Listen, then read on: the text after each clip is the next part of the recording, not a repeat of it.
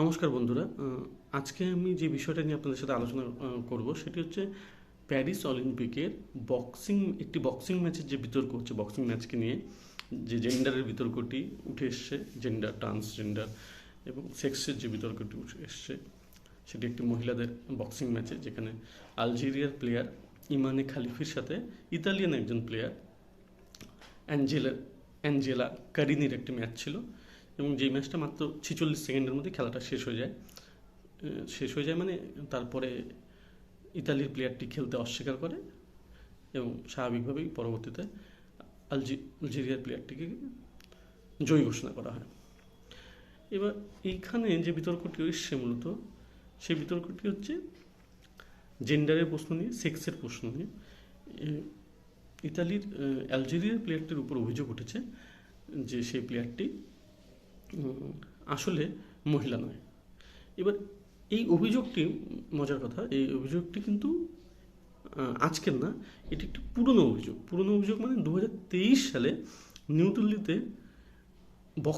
World boxing চ্যাম্পিয়নশিপে যখন খেলা হচ্ছিল, যেই খেলাটি পরিচালনা করছিলেন ইন্টারন্যাশনাল বক্সিং অ্যাসোসিয়েশন, সেই সময় দুজন প্লেয়ারের উপর একটি টেস্ট হয়, জেন্ডার টেস্ট হয়। সেই জেন্ডার টেস্টে পরে এই দুজনকে ব্যান করা হয়। এবার তখন পুরোপুরি ঘোষণা করা হয়নি যে এক্স্যাক্টলি কী টেস্ট করা হয়েছিল, কিন্তু এই খেলার পরে, এই অলিম্পিক খেলার পরে তার কিছু স্টেটমেন্ট এসেছে ইন্টারন্যাশনাল বক্সিং অ্যাসোসিয়েশনের পক্ষ থেকে। সেটা ইন্টারেস্টিং। সেটা কীভাবে ইন্টারেস্টিং, সেখানে আমরা আবার একটু ব্যাকে যেতে লাগবে। যে প্রথম কথা, যে যদি এই দুটো প্লেয়ারের উপর ব্যান করা হয়ে থাকে, তাহলে আবার এই দুটো প্লেয়ার কীভাবে অলিম্পিকে খেলার সুযোগ পেল। এবার এখানে আমাদের মাথায় রাখতে লাগবে যে ইন্টারন্যাশনাল বক্সিং অ্যাসোসিয়েশন, যারা হচ্ছে বক্সিং খেলার সর্বোচ্চ সংস্থা, বক্সিং খেলা পরিচালনা, এরা কিন্তু এবার প্যারিস অলিম্পিকের খেলার দায়িত্ব নেই। কেন দায়িত্ব নেই? কারণ হচ্ছে আইওসি বা ইন্টারন্যাশনাল অলিম্পিক কমিটি 2019 সালেই এই আইবি এর উপরে সাসপেনশন করেছিল তাদের কোনো রেগুলেটরি কারণের জন্য। আমি এক্স্যাক্টলি কারণটা জানি না, ফলে সেটা নিয়ে এখন আলোচনা করছি না, বা সেটা আমাদের সাথে এই বিষয়ের সাথে যুক্তিযুক্ত না। এবং 2019-এ তাদের উপর প্রথমে সাসপেন্ড করেছিল, পরবর্তীতে 2023 সালে তারা আইওসি, ইন্টারন্যাশনাল অলিম্পিক কমিটি, এই আইবি, ইন্টারন্যাশনাল বক্সিং অ্যাসোসিয়েশনের যে রেকগনিশন আছে সেটাকে উইথড্র করে নেয়। এর ফলে খেলার ক্ষেত্রে যেমন, অন্য খেলাগুলোর ক্ষেত্রে যেমন সেই খেলার সর্বোচ্চ যে সংস্থা, সে আইওসির হয়ে এই খেলাগুলো পরিচালনা করছে, এবার কিন্তু সেটা হচ্ছে না। এবার প্যারিস অলিম্পিকে ইন্টারন্যাশনাল অলিম্পিক কমিটি নিজেই এই খেলাটিকে পরিচালনা করছে। এবং এইটা পরিচালনা করতে গিয়ে যে সাসপেনশনটা ইন্টারন্যাশনাল বক্সিং অ্যাসোসিয়েশন এই দুটো প্লেয়ারের উপর লাগিয়েছিল, যে নিয়মের উপর বেস করে লাগিয়েছিল, সেই নিয়মটাকে কিন্তু মানেনি, আইওসি মানেনি। এবং ফলে এই প্লেয়ার দুজনকে পারমিশন দেওয়া হয়েছে, এলিজিবিলিটি ক্রাইটেরিয়া তাদেরকে পাস করানো হয়েছে বা লুজ করা হয়েছে, ফলে এরা খেলতে পারছে। এটা হচ্ছে প্রথম প্রশ্নটার উত্তর, যে কেন, যদি ওদের উপর সাসপেনশন থাকে, সাসপেনশন নেই। এবার যখন এই খেলাটা হয়েছে, মানে অলিম্পিকের খেলাটা, এবং তারপরে যখন বিতর্ক হয়েছে, তখন 31শে জুলাই ইন্টারন্যাশনাল বক্সিং অ্যাসোসিয়েশন একটা স্টেটমেন্টে জানিয়েছে যে এই প্লেয়ার দুটোর উপরে কিন্তু কোনো টেস্টোস্টেরন টেস্ট হয়নি, যেটা নিয়ে অনেক খবরের কাগজে বলা হচ্ছে যে এই খালিফির সম্ভবত টেস্টোস্টেরন বেশি, যা মেয়েদের তুলনায় বেশি, বা মেয়েদের তুলনায় অনেক বেশি, ছেলেদের কাছাকাছি এরকম। কিন্তু ইন্টারন্যাশনাল বক্সিং অ্যাসোসিয়েশন কিন্তু বলছে যে কোনো টেস্টোস্টেরন টেস্ট হয়নি, অন্য একটা টেস্ট হয়েছে, এবং অন্য একটা টেস্টটা কি, তার স্পেসিফিক কি, সেটা তারা জানাচ্ছে না গোপনীয়তার স্বার্থে। যাই হোক, কিন্তু ওরা বলছে যে এই টেস্টোস্টেরন টেস্ট হয়নি। ফলে এখানেও একটা কনফিউশন থাকছে যে তাহলে কিসের উপর প্যারামিটার ভাবা হচ্ছে, সেটা একটা বড় প্রশ্ন। কিন্তু মোটামুটি যে আর্গুমেন্টটা, সেটা হচ্ছে, মোটামুটি যেটা আর্গুমেন্ট পরিষ্কার এখন পর্যন্ত যেটা জানাচ্ছে, যে এই প্লেয়ারটি, খালিফি প্লেয়ারটি, এই কিন্তু কোনো ট্রান্সজেন্ডার প্লেয়ার না, এ বায়োলজিক্যাল ফিমেল, অর্থাৎ ফিমেল হিসেবে জন্ম হয়েছে এবং এর লিঙ্গের কোনো পরিবর্তনই হয়নি। এবং এটার যারা এর পক্ষে সাপোর্ট করছে, তারা এর পক্ষে একটা যুক্তি দিচ্ছে যে সে যে দেশের নাগরিক, আলজেরিয়ার, সেটা কিন্তু একটা ইসলামিক কান্ট্রি, এবং সেখানে মানে জেন্ডার চেঞ্জ করা নিষিদ্ধ, কঠোরভাবে নিষিদ্ধ। ফলে সেটা সম্ভাবনা নেই। এবং বাই বার্থ এই মহিলাটি একটু ফিমেল। এবার এটা হচ্ছে একদিকের বক্তব্য। আরেক দিকের বক্তব্য হচ্ছে না, এই প্লেয়ারটি হচ্ছে টেস্টোস্টেরনের মাত্রা এত বেশি, যেটা ইন্টারন্যাশনাল বক্সিং অ্যাসোসিয়েশন যেটা আর্গুমেন্টে বলছে, যে তাদের মধ্যে তারা অন্য ফিমেল প্লেয়ারদের তুলনায় আনডিউ অ্যাডভান্টেজ পায়, ফলে তাদের উপর ব্যান করা হয়েছে। তারা করেছিল, ইন্টারন্যাশনাল বক্সিং অ্যাসোসিয়েশন ব্যান করেছিল। ফলে এই বিতর্কটা এখানে কিন্তু মানে মানে কখন এখন এটা থামার কোনো লক্ষণ দেখা যাচ্ছে না। এই বিতর্কটার ক্ষেত্রে আমি এই জন্য আপনাকে প্রথমে আমি বলিনি, এখানে আমি একটা পুরনো বিতর্ক দিয়েছি, যে যখন আমি এর স্টুডেন্ট ছিলাম, এটা 2014-15 সময় হয়েছিল, একজন ভারতীয় অ্যাথলেটের উপরেও কিন্তু সেই একই ধরনের একটা বিতর্ক এসেছিল। আপনারা অনেকে তার নাম জানেন, সে হচ্ছে দ্যুতি চাঁদ, উড়িষ্যার অ্যাথলেট, যে একজন স্পিনটার ছিল, রানার ছিল, এবং সেই সময় ভারতের সবচেয়ে ফাস্টেস্ট ওমেন ছিল, যে এশিয়ানসেও বোধহয় গোল্ড পেয়েছিল বা মেডেল টেডেল পেয়েছিল। তারপরে হঠাৎ দ্যুতি চাঁদের উপরেও কিন্তু এই রকমের একটা আর্গুমেন্ট আসে, দ্যুতি চাঁদের উপরে অভিযোগ আসে যে দ্যুতি চাঁদ, এবং যেটাকে ইসের ভাষায় মানে মেডিকেল টার্মিনোলজির ভাষায় এটাকে বলা হয় হাইপার অ্যান্ডোজেনিজম, হাইপার অ্যান্ডোইনিজম, অর্থাৎ যে নারীদের শরীরে পুরুষ হরমোনের মাত্রা বেশি এবং তার ফলে তারা নাকি একটা কম্পিটিটিভ অ্যাডভান্টেজ পায়। এবং যেহেতু স্প্রিন্ট খেলাটা অর্থাৎ দৌড়টা আবার অন্য একটা অ্যাথলেটিক ফেডারেশনের আন্ডারে আসে, international association for athletic federation, তাদের রেকমেন্ডেশন অনুসারে ইন্ডিয়ান অ্যাথলেটিক ফেডারেশন দ্যুতি চাঁদকে তখন ব্যান করে। এবং ইন্টারন্যাশনাল অ্যাথলেটিক ফেডারেশনের তখন দুটো নিয়ম ছিল, যে কোনো অ্যাথলেটিকের মাত্রা যদি শরীরে যদি ন্যাচারালভাবে এই হরমোনের মাত্রা বেশি হয়, পুরুষ হরমোনের মাত্রা, এখানে এই জিনিসটা আমাদের মাথায় রাখতে লাগবে। এই প্লেয়াররা কিন্তু যেমন দ্যুতি চাঁদ বা এই খেলেফি, এরা কিন্তু বায়োলজিক্যাল ফিমেল, এবং ন্যাচারালি এদের শরীরে মানে যেটার উপর তাদের কোনো হাত নেই, ন্যাচারালি এদের শরীরে মেল হরমোনের সংখ্যা বেশি, টেস্টোস্টেরন হোক বা কিছু, তার সংখ্যাটা বেশি, এবং তাতে তাদের উপর একটা অ্যাডভান্টেজ আসে বলে অনেকে দাবি করেন। এবং ট্র্যাক অ্যান্ড ফিল্ডের যে অ্যাসোসিয়েশন অর্থাৎ international association for athletic federation, এদের নিয়ম হচ্ছে এই ক্ষেত্রে যে হয় তুমি অপারেশন করে তোমার হরমোনের মাত্রা কমিয়ে নিয়ে আসো, অথবা তুমি ওষুধ খেয়ে তোমার মাত্রা কমিয়ে নিয়ে আসো। তো এরকম বেশ কিছু অ্যাথলেটিক্সের উপর একটা ব্যান করা হয়েছে। আমি যখন এটার উপর একটু পড়াশোনা করছিলাম, দেখলাম সাউথ আফ্রিকার একজন প্লেয়ারের উপরে এরকম করা হয়েছিল। তো দ্যুতি চাঁদ একটা ইন্টারেস্টিং জিনিস করে, সে হচ্ছে দ্যুতি চাঁদ এই বিষয়টাকে মেনে নেয় না, সে এটার জন্য কেস করে। এবার এটা স্পোর্টসের কেস করার জন্য একটা সংস্থা আছে, যার নাম হচ্ছে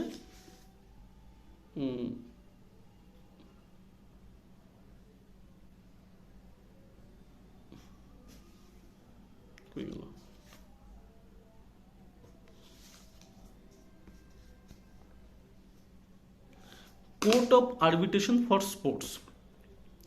court of arbitration for sports, যেটা সুইজারল্যান্ডে অবস্থিত, এবং যে হচ্ছে স্পোর্টসের রেগুলেশনের সবচেয়ে বড় কোর্ট, মানে খেলোয়াড়দের রেগুলেশন নিয়ম কানুন নিয়ে যে ধরনের বিতর্কগুলো তৈরি হয়, সেখানে এই কেসগুলো হয়, এই কেসগুলো যায়। এবং এই যে ইন্টারন্যাশনাল বক্সিং অ্যাসোসিয়েশনকে যে সাসপেন্ড করেছে, এটাও কিন্তু এই কোর্টেই গিয়েছিল, এবং সেই কোর্টে এই সাসপেনশনটাকে বৈধ পাওয়া গেছে। এই কোর্টে দ্যুতি চাঁদ কেস করে। আমার মনে আছে যে এটা আমার এই জন্য মনে আছে যে কারণ আমি যখন পড়াশোনা করতাম, এমএ পড়তাম, তখন থেকে আমি রেগুলারলি বা তার আগের থেকে আমি রেগুলারলি খবরের কাগজ পড়তাম, এবং আমি একটা পেপারে আমি যখন সেন্টারে আমি এমফিল রিসার্চ করছিলাম, তখন এই দ্যুতি চাঁদের কেসটাকে আমি ব্যবহার করেছিলাম আমার একটা প্রেজেন্টেশনের সময়। ফলে আমি সেটা নিয়ে পড়াশোনা করেছিলাম। এবার দ্যুতি চাঁদের পক্ষে থেকে যারা লয়ার ছিল, তারা যে আর্গুমেন্টগুলো দিয়েছিল, তারা খুব ইন্টারেস্টিং আর্গুমেন্ট দিয়েছিল। তারা এরকম বিখ্যাত কিছু অ্যাথলেটিক্সদের উদাহরণ দিয়েছিল, যেমন মাইকেল ফিলিপস আছে, আমাদের রাহুল দ্রাবিড় আছে, আরও বেশ কিছু অ্যাথলেটিক্স, তাদের উদাহরণ দিয়েছিল। যেমন মাইকেল ফিলিপসের কথা বলা হয়েছে যে মাইকেল ফিলিপস ন্যাচারালি অনেক লম্বা হয়, এবং যেমন তার যে পেশি আছে, চেস্টটাও অনেক বেশি অক্সিজেন গ্রহণ করতে পারেন সাধারণ মানুষের তুলনায়, এটা গবেষণায় বা পরীক্ষায় প্রমাণিত হয়েছে। তারপরে তার হাঁটুতে বলা হয় যে তার হাঁটুতে নাকি দুটো জয়েন্ট আছে, মানে আমাদের যেমন একটা জয়েন্ট থাকে, ফলে দুটো জয়েন্ট থাকার ফলে তার হাঁটু আরও বেশি নমনীয়, আরও বেশি ফ্লেক্সিবল, এই ধরনের অ্যাডভান্টেজ। বা রাহুল দ্রাবিড়ের যে উদাহরণটা দেওয়া হচ্ছে, সেখানে বলা ছিল যে রাহুল দ্রাবিড়ের হাতের তালু নাকি খুব সফট, মানে খুব নরম, এবং যার ফলে যখন সে ক্যাচ ধরে বল ধরা তার পক্ষে খুব ইজি হয়ে যায়। আমাদের যারা ক্রিকেট খেলি তারা আমরা কিন্তু মনে রাখবো রাহুল দ্রাবিড় স্লিপে ফিল্ডার করতো, এবং রাহুল দ্রাবিড় কিন্তু একসময় এই মানে সবচেয়ে বেশি ক্যাচ ধরার ওয়ার্ল্ড রেকর্ড রাহুল দ্রাবিড়ের আছে, যেটা অস্ট্রেলিয়ান একজন মার্কস ওয়ার যে ভাই ছিল স্টিভ ওয়ার ভাই, তার রেকর্ডটা কিন্তু রাহুল দ্রাবিড় ব্রেক করেছিলেন। ফলে সবচেয়ে বেশি ক্যাচ ধরার রেকর্ড আছে। তো এইরকম বেশ কিছু অ্যাথলেটিক্সের উদাহরণ দেওয়া হয়েছিল দুটি চাঁদের কেসে, যে তাদের মধ্যে ন্যাচারাল এই ধরনের অ্যাবিলিটি আছে বা ন্যাচারাল এটা গিফট বলা যেতে পারে বা ন্যাচারাল সুবিধা আছে, যেই সুবিধাটা অন্য প্লেয়ারের তুলনায় তাদেরকে আগিয়ে রাখে। এবার যেমন যেমন মাইকেল ফিলিপসের উদাহরণ দেওয়া হয় ইসেতে সাঁতারের ক্ষেত্রে। এবার মাইকেল ফিলিপসের এই যে অ্যাডভান্টেজ থাকার ফলে কি আমরা মাইকেল ফিলিপসকে বলি যে না, যেহেতু অন্য সুইমারটা হাইটে ছোট, তুমি ওর সমান হয়ে যাও অপারেশন করে, বা তুমি ওষুধ খাও। হ্যাঁ, আরেকটা কথা, মাইকেল ফিলিপসের একটা বলে কি একটা অ্যাসিড হয় যেটা মানুষকে ফ্যাটিক করে দেয়, সেই অ্যাসিডটা নাকি মাইকেল ফিলিপসের শরীরে সাধারণ মানুষের তুলনায় অর্ধেক উৎপন্ন হয়। অর্থাৎ আমি আধা ঘন্টায় যতটা হরান হয়ে যাবো আধা ঘন্টা দৌড়ালে, মাইকেল ফিলিপ আধা ঘন্টা দৌড়ালে ওর থেকে অর্ধেক হরান হবে, ফলে ও অনেক বেশি দৌড়তে পারবে। তো মাইকেল ফিলিপসকে তো বলা হয় না, তাহলে প্রশ্ন হচ্ছে তাহলে এই প্লেয়ারগুলোকে কেন বলা হবে? এটা কিন্তু একটা ন্যাচারাল বিতর্ক অনেক দিন থেকেই আছে স্পোর্টসের ক্ষেত্রে। এবার এখানে দুটো জিনিস আমাদের মাথায় রাখতে লাগবে। এই বিতর্কটার মধ্যে এটার আরেকটা পার্ট আছে যেখানে অ্যাকচুয়ালি কিছু প্লেয়ার আছে যারা ট্রান্সজেন্ডার হয় এবং জেন্ডার চেঞ্জ করেছে। যেমন এই আমেরিকারই একটা সুইমার আছে যার নাম হচ্ছে লিয়া থমাস। এই লিয়া থমাস আমেরিকার প্রথমে একজন মেল সুইমার ছিল, যে কোনো একটা কম্পিটিশনে আমেরিকাতে 65 নাম্বার না কত নাম্বার এসেছিল, আমি এখন নাম্বারটাও ভুলে গেছি।